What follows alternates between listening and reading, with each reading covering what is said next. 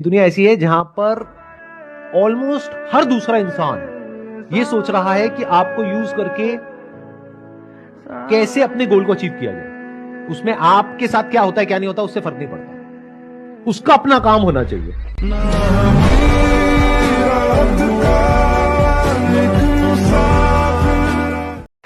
Life में हमसे गलती हो जाती है तो हाथ जोड़ करके सामने वाले से माफी मांगो।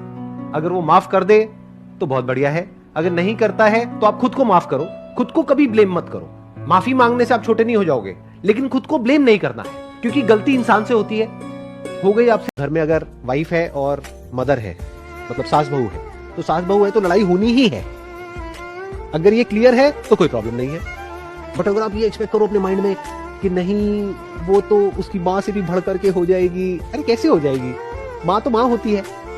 तो ये उल्टी पुल्टी एक्सपेक्टेशन हम खुद सेट कर लेते हैं, फिर खुद ही परेशान होते हैं। हमें ये समझना है कि लाइफ वैसे नहीं चलती है जैसे हम चाहते हैं। लाइफ वैसे चलती है जैसे लाइफ होती है।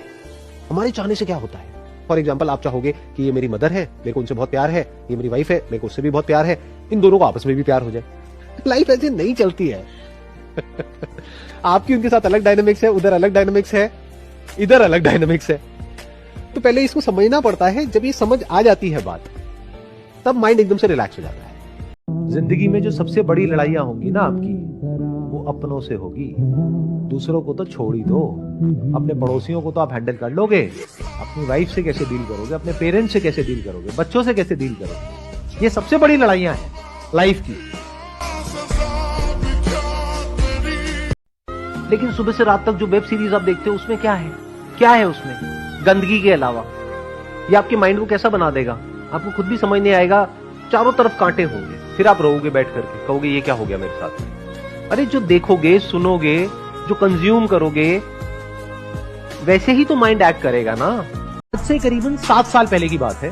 मैं अपने एक फ्रेंड के घर गया था।